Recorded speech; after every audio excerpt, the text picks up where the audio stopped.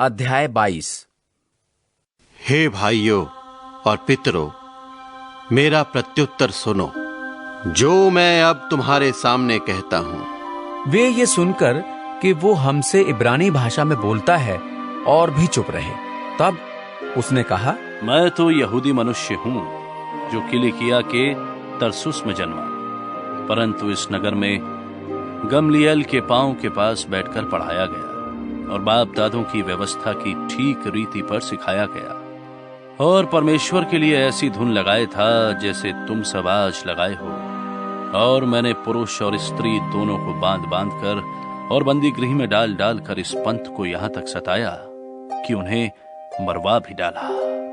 इस बात के लिए महायाजक और सब पुरानिये गवाह हैं कि उनमें से मैं भाइयों के नाम पर चिट्ठियां लेकर दमिश्क को चला जा रहा था कि जो वहां हों उन्हें भी दंड दिलाने के लिए बांधकर यरूशलेम में लाऊं। जब मैं चलते चलते दमिश्क के निकट पहुंचा तो ऐसा हुआ कि दोपहर के लगभग एकाएक एक बड़ी ज्योति आकाश से मेरे चारों ओर चमकी और मैं भूमि पर गिर पड़ा और ये शब्द सुना, हे शाऊल, तू मुझे क्यों सताता है?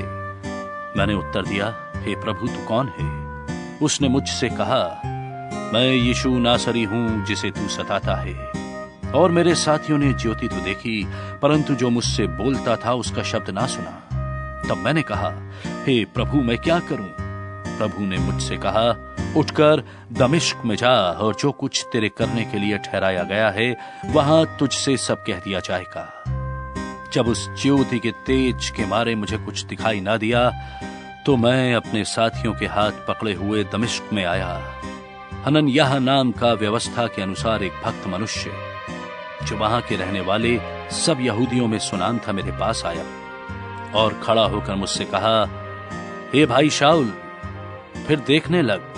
उसी खड़ी मेरे नेत्र खुल गए और मैंने उसे देखा। तब उसने कहा, हमारे बाप दादों के परमेश्वर ने तुझे इसलिए ठहराया है कि तू उसकी इच्छा को जाने और उस धर्मी को देखे और उसके मुंह से बातें सुने, क्योंकि तू उसकी ओर से सब मनुष्यों के सामने उन बातों का गवाह होगा जो तूने देखी और सुनी है। अब क्यों देर करता है? उठ, बपतिस्मा ले और उसका नाम लेकर अपने पापों को धो डाल।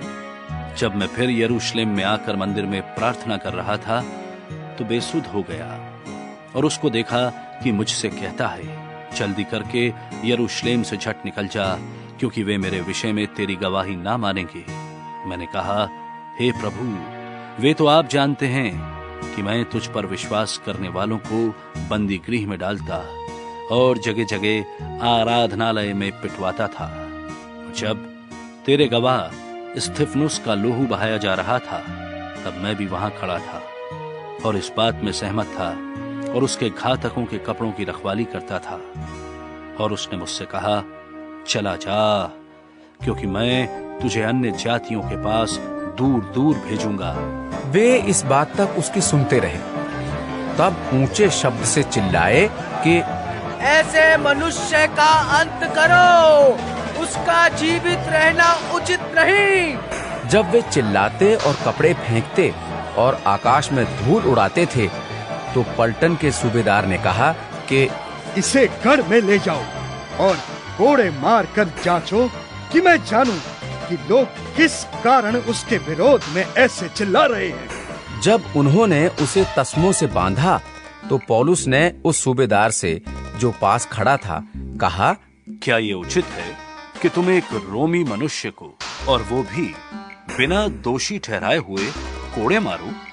सूबेदार ने ये सुनकर पलटन के सरदार के पास जाकर कहा, तू ये क्या करता है? ये तो रोमी मनुष्य है। तब पलटन के सरदार ने उसके पास आकर कहा, मुझे बता, क्या तू रोमी है? उसने कहा, हाँ। ये सुनकर पलटन के सरदार ने कहा कि मैंने रोमी होने का पद बहुत रुपए देकर पाया है। पौलुस ने कहा, मैं तो जन्म से ही रोमी हूँ। तब जो लोग उसे जांचने पर थे वे तुरंत उसके पास से हट गए और पलटन का सरदार भी ये जानकर कि ये रोमी है और मैंने उसे बांधा है, डर गया।